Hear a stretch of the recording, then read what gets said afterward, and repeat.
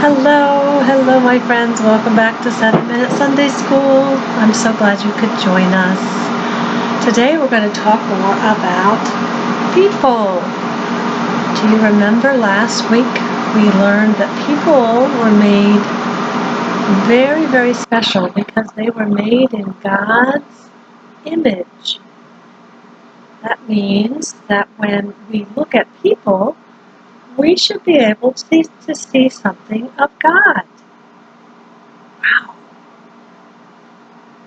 We all have different hair color and skin color and height, and some of us are boys and some of us are girls. Some of us like to run fast, others of us like to sit and do crafts or think or imagine or read. But all of us are made to image God. We can think like God. We can love like God. People are very, very special to God. In fact, in the Bible, when it tells us how God made everything, where in the Bible does it tell us that God made the world and the universe and the stars and the trees and the giraffes and our teeth?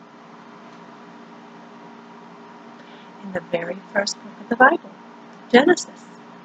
Chapter 1, the first pages of the Bible tell us that God made everything. And he said, I made the stars and the planets and the moon, and it's good. I made light, and it's good. I made birds and fish and plants and trees, and they're good. I made all sorts of animals, and they are good. I made people, and guess what? They are very good.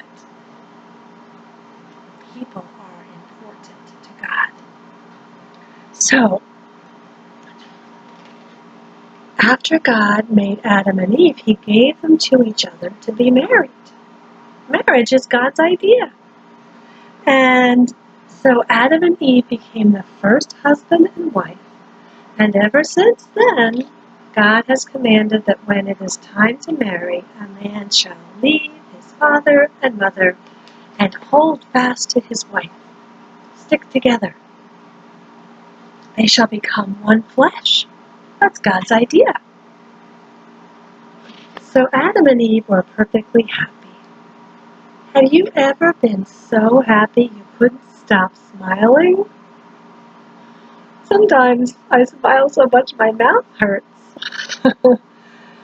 I think it was like that for them in the garden with God. They were happy with each other, and they were especially happy because God was with them.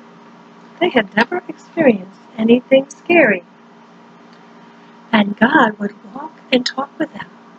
So, you know heaven is where God lives, where you can see him face to face.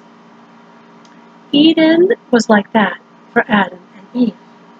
They walked together with God, enjoying the beautiful garden filled with good smells and good fruits and beautiful flowers and interesting animals.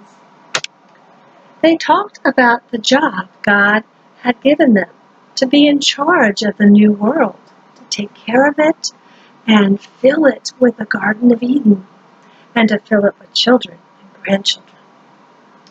Everything about Adam and Eve's life was perfect. They never got sick. There was nothing scary. There was no fighting. They were never sad or lonely. There was no dying or death. Best of all, God would also walk and talk with them in the garden. Can you imagine what they would talk about? I bet Adam and Eve had all sorts of questions and were learning all sorts of things from God. They could ask him any of their questions and hear God talking to them. Now, in the middle of the garden, you may know there were two special trees. The the tree of life and the tree of the knowledge of good and bad. And Adam and Eve could eat as much as they liked from the tree of life. But this was not the case with the tree of the knowledge of good and bad. God told them they could not eat the fruit of this tree, and if they did, they would die. This was like an important test, a testing tree. Would Adam and Eve trust God and obey Him?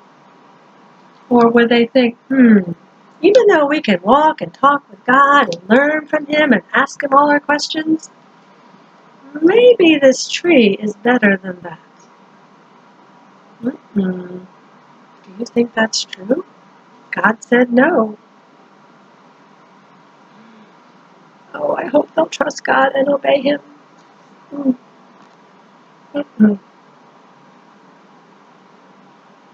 Sadly, everything didn't stay perfect in the garden for long. They didn't trust God. Something happened. They chose to disobey. And remember, God said, if you eat of this, you will die. All right. Let's remember to trust God and do what He says. He will help us. If we have asked Jesus to be our Lord, He sends us His Spirit. Remember the three-in-one God? Father, Son, and Spirit? Jesus is up in heaven with God now, but He doesn't want us to be alone here on earth. So if we ask Him to be our God, He will send us His Spirit, who is powerful and is our helper, and reminds us of what God says is true. So let's ask God to help us this week, to trust Him and obey Him, and to image Him, to do what He would do, to do loving things, to say kind words, to be helpful, to be full of joy, and to sing songs to God. Now there is a new song linked below for our lessons about people. I hope you'll check it out. Until next week, bye-bye.